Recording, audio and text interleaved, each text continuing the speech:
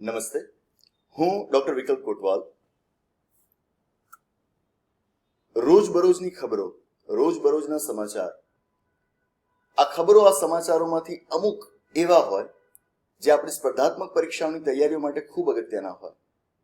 એક વાચક તરીકે, એક સામાન્ય નાગરિક તરીકે એ આપણી અંદર એક ઇંતજારી ઊભા કરતા હોય કે આપણે એના વિશે વધુ જાણવું જોઈએ. આવી જ ખબરો, આવા સમાચારોમાંથી એક મહત્વપૂર્ણ બાબતની આજે આપણે ચર્ચા કરીશું. અને ચર્ચા એટલે બાર્બાડોસનો પ્રજાસત્તાક બનવા માટેનો પ્રયત્ન. વિશ્વના ઘણા બધા દેશો પૈકીનો એક દેશ બાર્બાડોસ.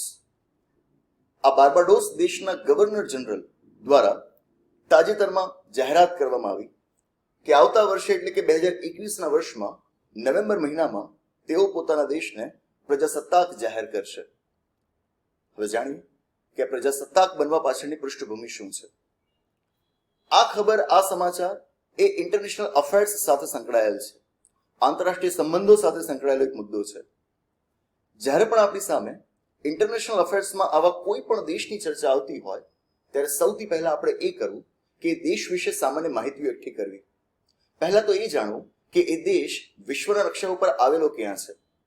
જો આપ જોશો તો વિશ્વના નકશા ઉપર આવેલા અલગ અલગ ખંડો, કોન્ટિનેન્ટ્સ, માનો એક ખંડ ઉત્તર અમેરિકા, નોર્થ અમેરિકા. નોર્થ અમેરિકાની અંદર આ દેશ આવેલો છે. ટુ બી મોર પ્રિસાઇઝ, નોર્થ અમેરિકાની અંદર આવેલો એક રિજિયન જેને કહેવાય કેરિબિયન રિજિયન. કેરિબિયન રિજિયનની અંદર બાર્બાડોસ નામનો એક નાનકડો અમથો દેશ આવેલો છે.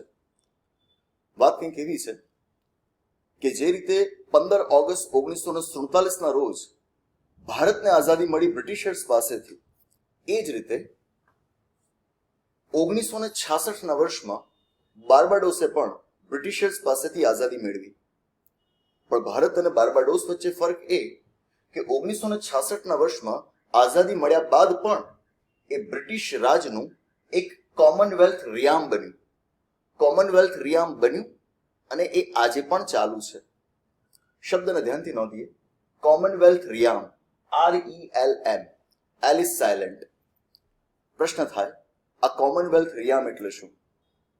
એના જેવો ભળતો કોઈક શબ્દ આપણે ક્યાંક સાંભળ્યો છે, કોમનવેલ્થ નેશન. પ્રશ્ન થાય કે શું કોમનવેલ્થ નેશન એટલે જ કોમનવેલ્થ રિયામ? જવાબ છે ના. બંને અલગ છે. બંને અલગ છે તો બંને વચ્ચેનો ભેદ શું? સમજીએ કોમનવેલ્થ રિયામ એટલે શું. હવે 1940ના દાયકાની વાત કરો આપ, કે 1950 કે 1960ના દાયકાની, વિશ્વ ઇતિહાસમાં આ એ સમયગાળો હતો, ખાસ કરીને સેકન્ડ વર્લ્ડ વોર બાદ, દ્વિતીય વિશ્વયુદ્ધ બાદનો સમયગાળો, કે જ્યારે વિશ્વના ઘણા ખરા દેશોને બ્રિટિશર્સે પોતાની ગુલામીમાંથી મુક્ત કર્યા હતા. ખાસ કરીને આપ જોશો તો એશિયા, આફ્રિકા, લેટિન અમેરિકા, અહીં આગળ આવેલા ઘણા ખરા દેશોને આ જ અરસામાં અંગ્રેજોએ આઝાદી આપી, જે જ અરસામાં તો આપણને પણ આઝાદી મળી. રસપ્રદ વિગત એ છે કે આ દરમિયાનમાં બ્રિટિશર્સ જે કોઈ પણ દેશોને આઝાદી આપતા, એમને આઝાદી આપવા માટે બ્રિટનની સંસદ દ્વારા કાયદો ઘડવામાં આવતો. આ કાયદાઓની અંદર વાસ્તવમાં આ દેશોને ઇન્ડિપેન્ડન્ટ નેશન, સ્વતંત્ર રાષ્ટ્ર તરીકે ઘોષિત નહોતા કરવામાં આવતા. આ દેશો માટે કાયદાની અંદર એક ચોક્કસ દરજ્જો નક્કી કરાયેલો હતો, એક ચોક્કસ સ્ટેટસ નક્કી કરાયેલું હતું, જે સ્ટેટસનું નામ છે ડોમિનિયન સ્ટેટસ. ડોમિનિયન સ્ટેટસ, કે જેને ગુજરાતીમાં આપણે કહીએ છીએ સંસ્થાનિક સ્વરાજ. આપ જોશો તો ત્યાં સુધી કે ભારતને આઝાદી આપવા માટે બ્રિટનની સંસદે 1947ના વર્ષમાં જે કાયદો ઘડ્યો હતો, ઇન્ડિપેન્ડન્સ ઓફ ઇન્ડિયા એક્ટ 1947, આ કાયદાની અંદર પણ ભારત અને પાકિસ્તાનને ઇન્ડિપેન્ડન્ટ નેશન્સ ઘોષિત નહોતા કરાયા. આ બંને દેશોને બ્રિટિશ રાજના ડોમિનિયન જાહેર કરવામાં આવ્યા હતા. બ્રિટિશર્સ દ્વારા ડોમિનિયન સ્ટેટસનો કોન્સેપ્ટ કંઈક એવો ઉભો કરવામાં આવ્યો હતો કે જે દેશો પોતાના આંતરિક નિર્ણયો જાતે લઈ શકતા હોય, પરંતુ બહારના નિર્ણયો માટે તેમણે બીજા કોઈક દેશ ઉપર આધાર રાખવો પડતો હોય, બીજા કોઈક દેશના વડા એ એમના માટે દેશના વડા ગણાતા હોય, એવા જ દેશને તેઓ ડોમિનિયન કહેતા. A country which can manage its own domestic affairs but not external ones. જેમના માટે દેશના વડા એ બીજા કોઈક દેશમાં હોય, એમને તેઓ ડોમિનિયન કહેતા. વાત કંઈક એવી છે કે આનો અર્થ એ થાય કે 15 ઓગસ્ટ 1947 બાદ કાયદા મુજબ જે આપણને ડોમિનન્ટ સ્ટેટસ મળ્યું હતું એટલા માટે બ્રિટિશ ક્વીન, બ્રિટનના રાણી, એ જ આપણા માટે બંધારણીય વડા કહેવાય, એ જ આપણા માટે કોન્સ્ટિટ્યુશનલ હેડ કહેવાય. હવે ભારતે તો નક્કી કર્યું કે આઝાદી બાદ હવે બ્રિટન સાથે આપણે આ પ્રકારનો સંબંધ પણ શા માટે ચાલુ રાખવો જોઈએ? એટલે જ આપણે જ્યારે આપણું સ્વતંત્ર ભારતનું બંધારણ ઘડ્યું, આપણા બંધારણના આમુખમાં જ આપણે ઘોષણા કરી કે વી the people of India having solemnly resolved to constitute India into a sovereign, socialist, secular, democratic republic. જાહેરાત કરી આપણે કે અમે ભારતના લોકો જાહેરાત કરીએ છીએ કે અમે ભારતને એક સાર્વભૌમ, સમાજવાદી, ધર્મનિરપેક્ષ, લોકતાંત્રિક પ્રજાસત્તાક બનાવીશું.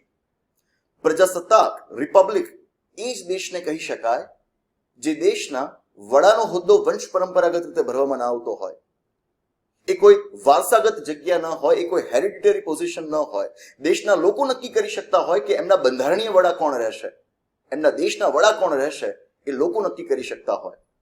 આજે ભારતના બંધારણ હેઠળ આપણે પ્રજાસત્તાક કહેવાઈએ કારણ ભારતમાં કોન્સ્ટિટ્યુશનલ હેડ છે, ભારતના રાષ્ટ્રપતિ, આપણા બંધારણીય વડા છે આપણા રાષ્ટ્રપતિ. અને રાષ્ટ્રપતિનો હોદ્દો આપણે વારસાગત રીતે નથી ભરતા. રાષ્ટ્રપતિના હોદ્દા માટે આપણા બંધારણ હેઠળ આપણે ચૂંટણીનું આયોજન કરીએ છીએ, અને ચૂંટણીઓ એવી કે જેમાં દેશનો સામાન્યમાં સામાન્ય નાગરિક ઉમેદવારી નોંધાવી શકે છે. આપણે એ રીતના રિપબ્લિક છીએ, એટલે જ રિપબ્લિક ઓફ ઇન્ડિયા એવા શબ્દ આપણા માટે વાપરી શકાય. નોંધવાની વાત એ છે કે આપણને કાયદા હેઠળ ડોમિનિયન સ્ટેટસ મળ્યું હતું. આવું જ ડોમિનિયન સ્ટેટસ મળેલું હતું બાર્બાડોસને. બાર્બાડોસે શું કર્યું? એ ડોમિનિયન સ્ટેટસને એક રીતે ચાલુ રાખ્યું, એટલે કે બ્રિટનના રાણીને પોતાના દેશ માટે બંધારણીય વડા તરીકે સ્વીકારવાનું ચાલુ રાખ્યું. અહીંયાથી જ તફાવત ઊભો થાય કે એવા દેશો જેમણે બ્રિટિશ રાજમાંથી આઝાદી મેળવી, આઝાદી બાદ જેમણે પોતાની જાતને સાર્વભૌમ ઘોષિત કરી, પોતાની જાતને પ્રજાસત્તાક બનાવી દીધા, એવા દેશો ઓળખાય કોમનવેલ્થ નેશન તરીકે. India is a Commonwealth nation. પરંતુ એવા દેશો કે જેમણે બ્રિટિશ રાજમાંથી આઝાદી મેળવ્યા બાદ પણ બ્રિટિશ ક્વીનને પોતાના કોન્સ્ટિટ્યુશનલ હેડ તરીકે ચાલુ રાખ્યા, એટલે કે પોતાની જાતને રિપબ્લિક હજુ સુધી ઘોષિત કરી નથી, એવા દેશો એ પોલિટિકલ સાયન્સની લેંગ્વેજમાં જોવા જઈએ તો કહેવાય Commonwealth realm. So India is a Commonwealth nation whereas Barbados is a Commonwealth realm. આટલા વર્ષોથી એ કોમનવેલ્થ રિયામ તરીકે ચાલુ રહ્યું છે. પરંતુ હવે સમય જતા એક પછી એક પોલિટિકલ ડિમાન્ડ્સ બાર્બાડોસની અંદર ઊભી થઈ, ત્યાં સુધી કે 1998ના વર્ષમાં બાર્બાડોસની અંદર એક પંચ રચાયું હતું, કોન્સ્ટિટ્યુશનલ રિવ્યુ કમિશન. એમના બંધારણનો રિવ્યુ કરવા માટે, એની સમીક્ષા કરવા માટે એક આયોગનું ગઠન થયું હતું. આ કમિશને પણ પોતાના રિપોર્ટમાં ભલામણ કરી કે તેમણે હવે આ કોમનવેલ્થ રિયામનું સ્ટેટસ છોડીને એક રિપબ્લિક ઘોષિત થવું જોઈએ. ત્યાંના લોકો પાસે હક હોવો જોઈએ કે તેઓ પોતાના બંધારણીય વડાને પસંદ કરી શકે. આ જ માંગને ધ્યાનમાં લઈને હમણાં ત્યાંના ગવર્નર જનરલ દ્વારા જાહેરાત કરવામાં આવી છે કે તેઓ હવે આવતા વર્ષે કે જ્યાં બાર્બાડોસને આઝાદી મળ્યાના 55 વર્ષ પૂર્ણ થશે, એ 55મા વર્ષે તેઓ પોતાની જાતને રિપબ્લિક ઘોષિત કરશે. એટલે કે એના બાદ તેઓ બ્રિટિશ ક્વીનને પોતાના બંધારણીય વડા તરીકે નહીં સ્વીકારે. નોંધનીય બાબત છે કે આવું ઘણા બધા દેશો સાથે થયું છે. મોટાભાગના દેશો કે જે બ્રિટિશર્સ પાસેથી આઝાદી મેળવતા એમને ડોમિનિયન સ્ટેટસ જ આપવામાં આવતું. ભારતે ડોમિનિયન સ્ટેટસ છોડી દીધું, પોતાની જાતને રિપબ્લિક જાહેર કરી, પોતાની જાતને સોવરેન જાહેર કરી. ઇવન પાકિસ્તાને પણ 1956ના વર્ષમાં જ્યારે પોતાનું પહેલું બંધારણ બનાવ્યું, એણે પણ પોતાની જાતને સાર્વભૌમ જાહેર કરી. પણ આ તો વાત છે ભારતની, આ તો વાત છે પાકિસ્તાનની. આ અમુક દેશોને બાદ કરતા બીજા કેટલાય એવા દેશો છે કે જેમણે કોમનવેલ્થ રિયામ તરીકેનો પોતાનો દરજ્જો આજ દિન સુધી જાળવી રાખ્યો છે. બાર્બાડોસ તો ખરું જ, બાર્બાડોસ સિવાય બીજા 14 જેટલા દેશો છે કે જેમણે પોતાનો આ દરજ્જો જાળવી રાખ્યો છે. અને આ જ દેશોમાં તમે સમાવી શકો ઓસ્ટ્રેલિયાને, કેનેડાને, ઇવન ન્યુઝીલેન્ડ, જમાઇકા. આ તમામ એ દેશો છે કે જેમણે આજે પણ કોમનવેલ્થ રિયામ તરીકેનો પોતાનો દરજ્જો જાળવી રાખ્યો છે. સમયે સમયે જે કોઈ પણ દેશોને જરૂરિયાત અનુભવાય ધીરે ધીરે એમણે આ સ્ટેટસ, આ દરજ્જો છોડવાની શરૂઆત કરી. જેમ કે આપ જોશો તો કેરેબિયન દેશોની અંદર જ એક દેશ આવેલો છે ટોબેગો. આ દેશે પોતાનો કોમનવેલ્થ રિયામનો દરજ્જો છોડ્યો 1978ના વર્ષમાં. કેરેબિયન દેશોથી આગળ આપ જોવા જાઓ તો છેલ્લામાં છેલ્લો દેશ છે મોરિશિયસ, કે જેણે પોતાનો કોમનવેલ્થ રિયામનો દરજ્જો તાજેતરમાં છોડ્યો. ઇવન જમૈકા એક દેશ, એના પોલિટિકલ લીડર્સ દ્વારા પણ જાહેરાત કરવામાં આવી છે કે તેઓ ટૂંક સમયમાં રિપબ્લિક બનવા ચાહે છે. આ જ ડિમાન્ડ્સની અંદર હવે બાર્બાડોસની પણ ડિમાન્ડ ઉમેરાઈ છે કે તે પણ બીજા દેશોની જેમ પોતાની જાતને પ્રજાસત્તાક જાહેર કરવા ઈચ્છે છે.